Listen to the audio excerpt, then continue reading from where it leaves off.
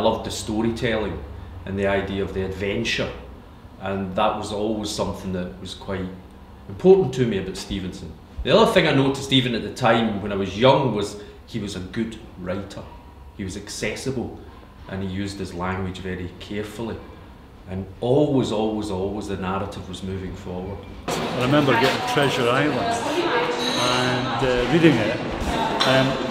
What I remember about it was when I was a little boy and I was ill, whenever I was ill, I always read it again. I always thought about this little boy who was always ill when he made it up and wrote these stories. So it's always nice.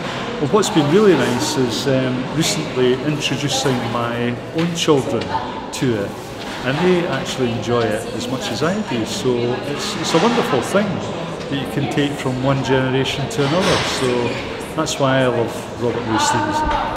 I get the image of his portrait, which is in the Standing Order pub on on George Street.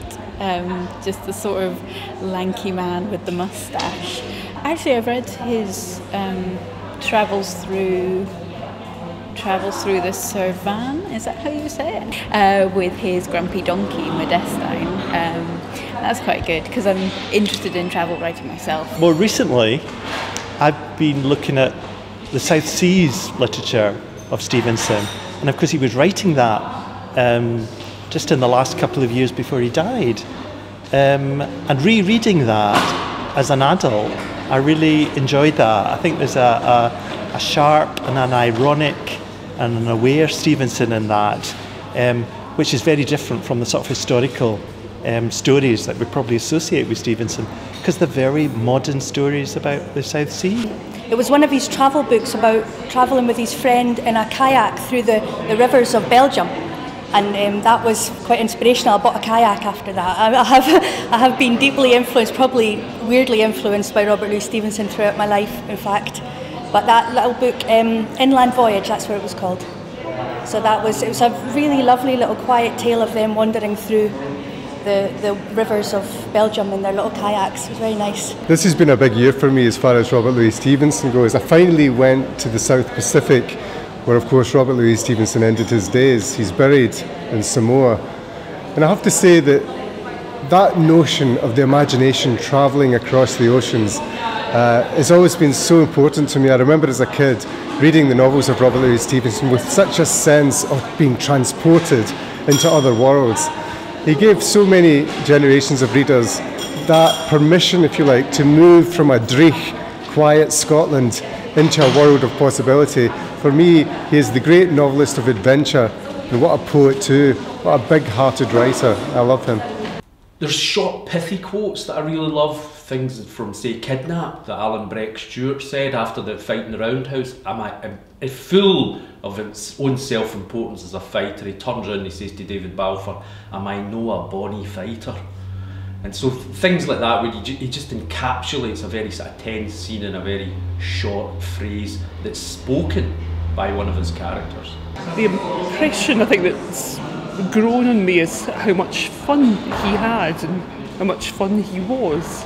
I think it's, for example, one of the things we have is a lovely bound volume of his letters to W.E. Henley. It was a friendship that developed in a hospital ward in Edinburgh because they were both quite ill at the time.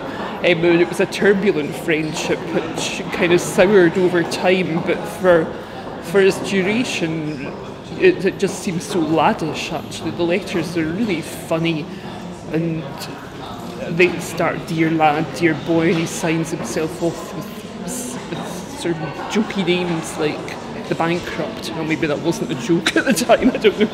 And what was the other one? John Cockalorum, brackets British dramatist. And there's a wonderful letter from when he was just beginning to write Kidnapped, and he is so excited about this book that he's working on. He says it's a real boy's story, a crackler. And yes, so just get that energy from the letters.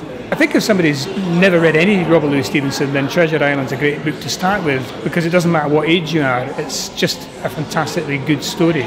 And because it's written in the first person by Jim Hawkins, you inevitably end up experiencing everything that he does firsthand. So you've got Blind Pew and you've got the Long John Silver, and when Jim's in the apple barrel overhearing what the plot against the good guys, you know, you're in there with him hearing it. So it's got everything going for it, and I don't think it matters what age you are, it's just a rollicking adventure. There's no messing around with Stevenson. Every word's carefully chosen. So I would encourage everyone to read it In the South Seas if they get the chance.